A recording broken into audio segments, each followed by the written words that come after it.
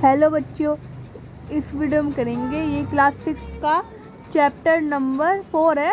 तो हिंदी का तो हार की जीत। तो देखते हैं इस चैप्टर के अंदर क्या होता है कि इसमें ऐसा वो दिया हार की जीत। तो आइए देखते हैं। माँ को अपने बेटे और किसान को रहने के अपने लहराते खेत देखकर जो आनंद आता है वह आनंद बाबा भारती को अपना घोड़ा देखकर आता है। भगवत भजन से जो समय बचता वह घोड़े के अपहरण हो जाती। वह घोड़ा बड़ा सुंदर था, बड़ा बलवान। उसका घोड़ा सारे इलाके में ना था।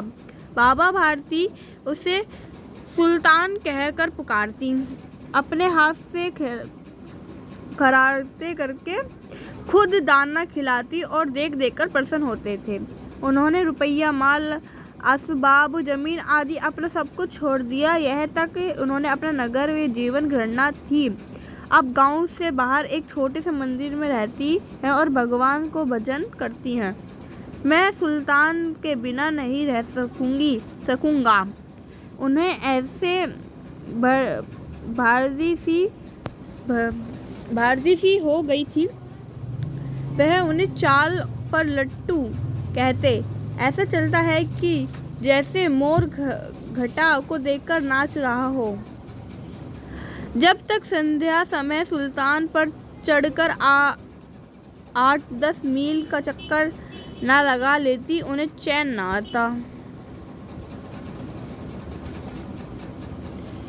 खड़ू सिंह इस इलाके के बड़े प्रसिद्ध डाकू थे। लोग उनका नाम सुनकर कांपते थे। होते होते सुल्तान की कीर्ति उनके कानों तक भी पहुंची।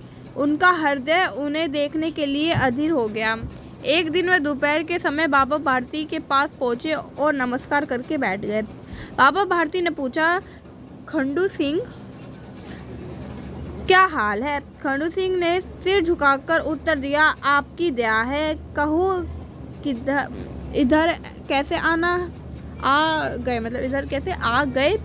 सुल्तान ने चाह खिंच लाई। विचित्र जानवर है, देखोगे तो प्रसन्न हो जाओगे। मैं भी बड़ी प्रशंसा सुना है। उसकी चाल तुम्हारे मन मोहन लेगी। कहते हैं देखने में भी बहुत सुंदर है। क्या कहना, जो उसे एक बार देख लेते तो उसे हृदय पर छवि अंकित हो जाती है। बहुत दिन से अभिलाषा थी कि आप उपस्थित हो सका हूँ। बाबा भारती ने खंडू सिंह दोनों अस्पताल में पहुंचे। बाबा ने घोड़ा दिखाया घमंड से। खंडू सिंह ने घोड़ा देखकर आश्चर्य हो गए। उसने सेकंडों घोड़ा देखा, परंतु ऐसा बागा घोड़ा उसकी आंखों में कभी न गुजरा था। सोचने लगा, भाग्य की बात है, ऐसा घोड़ा खंडू सिंह के पास होना चाहिए था। इस साधु को ऐसी चीजें क्यों लाभ है? कुछ देर तक आचार्य ने चुपचाप खड़ा रहा। इसे प्रचित उसके हृदय में हलचल होने लगी।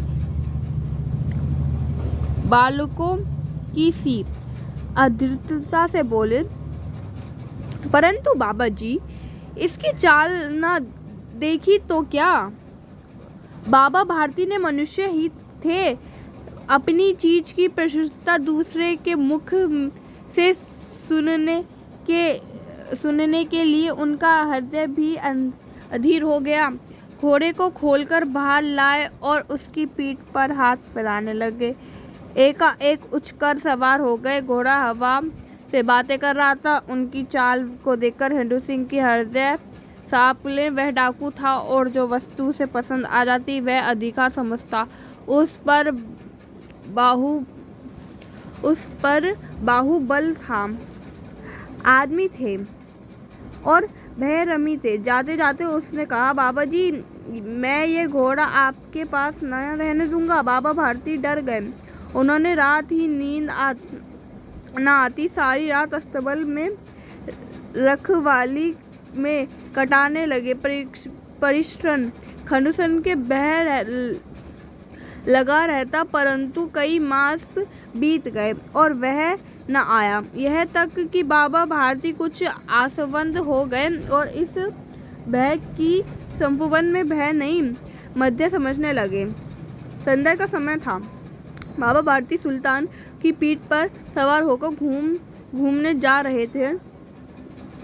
इस समय उनकी आंखों में चमक थी, मुख पर प्रसन्नता। कभी घोड़े के शरीर को देखते तो कभी उसके रंग और मन में फूले न समाते। सहसा एक और आवाज आई, ओ बाबा, इस कंगाले की सुनते जाना। आवाज में करुणा थी, मतलब जो उनकी आवाज में थोड़ी वो थी मदद करने वाली आवाज की। मेरी मतलब जो थोड़ा मरियल से लोग हो जाते हैं, मतलब जो उन्हें खाना पीना नहीं मिल पाता, तो करुणा थी, दया थी उनके बातों में। बाबा ना घोड़ा को रुक लिया, देखा एक अपाजिक वृक्ष की छाया में पड़ा रहा है। बोलो, क्या तुम्हें क्या कष्ट है? आप ही ना हाथ जोड़कर कहा, बाबा मैं दुखियार हूँ, मुझे ये दया करो कि रामावली या 3 मील है, मुझे वहाँ जाना है। घोड़े पर चढ़ा लो, परात्मा भला करेगा। वह तुम्हारा कौन है? दुर्गवत वृग का नाम आप सुना होगा, मैं उनका सौतेला भाई हूँ। बाबा भारती ने घोड़े से उतरकर आपजिक को घोड़े पर सवार किया और स्वयं उनकी लगाम पड़कर धीरे धीरे चलने लगे। सहसा उन्हें एक झटका सा लगा और उन्हें लगाम था कि हाथ से छूट गई। उनका आश्चर्य का ठिकाना न रहा जब उन्होंने देखा कि आपजिक घोड़े की पीठ पर तन कर बैठा है और घोड़े को दौड़ा लिया जा रहे हैं। उनका मुख भी वह विमर्श और निराश से मिल गया। उनकी चीख निकल गई। वह आपजिक डाकू दिगास था। बाबा भारती कुछ देर तक चुप रहे और कुछ समय प्रशायक कुछ निरीक्षक करके उनका पूरे पर बल निरसल जा ठहर जाओ। जिगरसल ने कहा। आवाज़ सुनकर घोड़ा रुक लिया और उनकी गर्दन पर प्यार से हाथ फेरते हुए कहा, बाबा जी, यह घोड़ा अब ना दूंगा, परंतु एक बात सुनते जाओ। खंडूसर ठहर गया। बाबा भारती ने निकट जाकर उसकी ओर ऐसे आंखों से देखा जैसे बकरा कसाई की ओर देखते हैं और कहा, यह घोड़ा तुम्हारा हो चुका, मैं तुम्हें इस वापस करने के लिए ना कहूँगा, परंतु खंडूसर केवल एक प्रसन्नता, इसे आविष्कार न करें, नहीं तो मेरा दिल टूट जाएगा। बाबा जी, आज्ञा कीजिए, मैं आपके दास हूँ, केवल यह घोड़ा ना दूंगा। अब घोड़े का नाम ना लो, मैं तुम्हें इस विषय में कुछ ना कहूँगा। मेरी प्रार्थना केवल यह है कि यह इस घटना की और किसी के सामने प्रकट न करना। खंडूसर के मुंह में आश्चर्य रह गए। उसे लगा था कि उसने घोड़ा को केवल यह से भागना पड़ेगा, परंतु बाबा भारती के समय उसने कहा कि इस घटना से किसी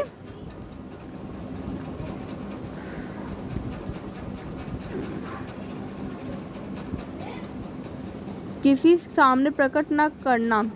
तो इस वीडियो को अभी हम यहीं पे एंड करते हैं और जो भी आगे चैप्टर वो पार्ट 2 में कवर हो जाएगा। आई होप जो भी मैंने आपको समझाया वो आपको समझ आया होगा। इस वीडियो को लाइक कर देना, सब्सक्राइब कर देना, शेयर कर देना। Thank you so much for watching this video. Thank you.